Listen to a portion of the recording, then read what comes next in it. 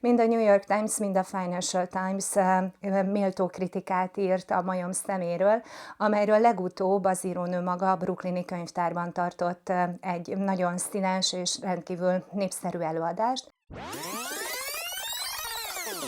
Hol van a múltunk és merre haladunk a jelenben?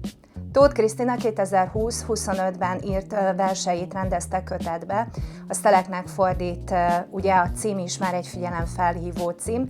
Erről a kötetéről szeretnénk beszélgetni majd, illetve ugye a közelmúlt nagy sikereiről. Tóth Krisztináról ugyanis tudni kell, kortárs magyar íróként az egyik legtermékenyebb írónőnk. Mindenki nagyon jól ismeri ugye a Nőklapjában írt tárca novelláiról, de azt gondolom, hogy kis közösségünkben a 2015-ös találkozás is még élénk emlékként él.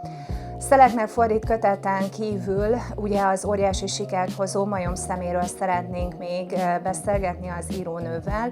Ugye a két mű mellett azt is tudni kell, hogy a közelmúltban jelent meg angol nyelvű verses kötete is, ami az angol pen ugye elismerését vonta maga után. De talán a Titkos életem kötetről annyit mindenképpen érdemes elmondanunk, hogy az angol elismerésen túl ugye nagyon népszerű Angliában más köteteivel is az írónő. A legnagyobb elismerés azonban 2025-höz köthető, mind a New York Times, mind a Financial Times méltó kritikát írt a majom szeméről, amelyről legutóbb az írónő maga a brooklyni könyvtárban tartott egy nagyon színes és rendkívül népszerű előadást.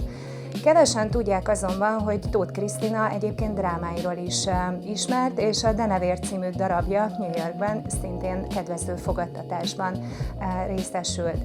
És egy napi aktualitást is szeretnénk majd megosztani a kedves halasi közönséggel, ugyanis a júniusi könyvhétre fog megjelenni legújabb novellás kötete, amelyet a Kánkán az üvegpadlón címet kapta. Úgyhogy én remélem a halasiakat, hogy sikerül bevonzanunk, és várunk mindenkit nagyon sok szeretettel 2026. május 6-án 17 órától a Martonosi Pál könyvtárban.